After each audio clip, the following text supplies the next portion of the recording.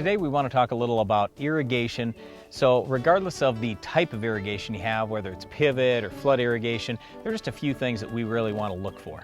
Okay, first of all, when we're looking at irrigating, monitoring the moisture levels in your soil is a great way to determine, hey, what's my return on investment going to be? Now, if you're in a dry area of the country, it's 100 degrees, you can't afford for that pivot to stop. You can't afford for the irrigation to stop. Even if you're in good shape today, wow, it's going to be 100 degrees, it's windy, it's sunny, my crop is pulling moisture out of the ground, you pretty much have to keep rolling on lighter soils. Now, obviously, if you've got heavier soils, it's a lot more forgiving for you. Well, the most important thing that I wanted to focus on is what's my water quality? Make sure that you know what your water quality is, because we've seen it so many times over the years where we've got poor water quality, and after 20, 30, 40 years of irrigating, pretty soon we kill the soil. We get too much salt out there or something like that. We've got to have good water. So make sure that you're working with someone who can help you with that. If you've got really high pH water, you got a lot of salt, you got different issues, then you want to take a look at addressing those types of things. It could be drilling a deeper well. Maybe Yes. the water source, you just need to go deeper to get to some good water. It could be treating that water. Maybe you realize, hey, you know what? It's just a little hard. It's a little high in iron. We could potentially treat that water, take that excess iron away, and now we won't have those issues out in our field. However, if it's really a bad situation where you're pumping all kinds of salt out, it's tough to fix that. One thing that can definitely help you with that is to have some drain tile underneath. And it seems weird to say, what, I'm adding water, I'm short of water, that's my problem. But if your water is poor quality, you need to flush some of those leachable things like salts away. So maybe you're in a situation where you've got excess salt, that's fine. You've got a lighter soil, you might be able to flush that salt down through. Now, you're not going to be nearly as efficient as the farmer who could just put on just barely enough water and get by. You may have to put a little extra on, but you certainly want to monitor those levels and see how you can address them to avoid problems in your field. Most of the time the salt issue isn't because of poor water quality, it's simply because we get too much water on a certain area of the field and that water can't get away.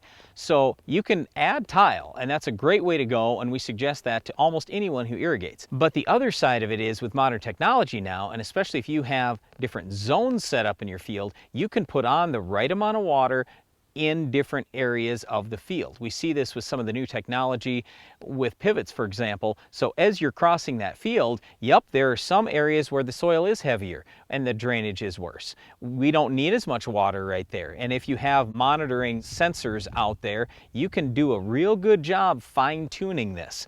It's changed a lot in the last 20 years. And so if you're looking at either upgrading your old system or getting a new system, this is definitely something we strongly advise you consider.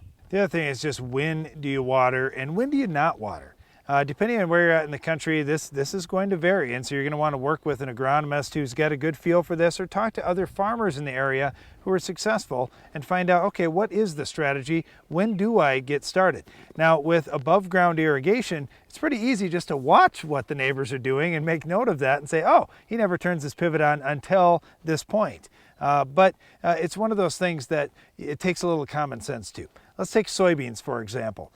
With indeterminate soybean varieties that they're going to start flowering after the day length gets shorter, we really advise looking at that watering and holding off as long as you can until after that plant is in the reproductive phase. If we put water on really early, a lot of times we get this great big plant that's drawing lots of water to keep all this foliage alive that may or may not make a whole lot of seed. We've all seen those soybean fields that are chest high that only yield 35 or 40 bushels, and we're tremendously disappointed. So specifically, like in our region of the country, we would not start irrigating typically until the very end of July.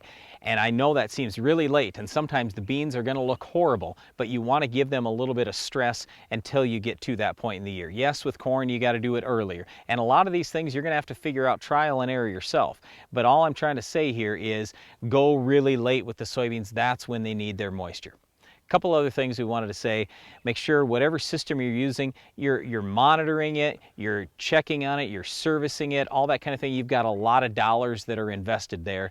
And then also people are talking about these sprinklers that, hey, maybe we can use a little bit less water, we have less evaporation, we're going to irrigate at certain times of the day, things like that. All of those things come into play now, especially as we have lots of water shortages around the country.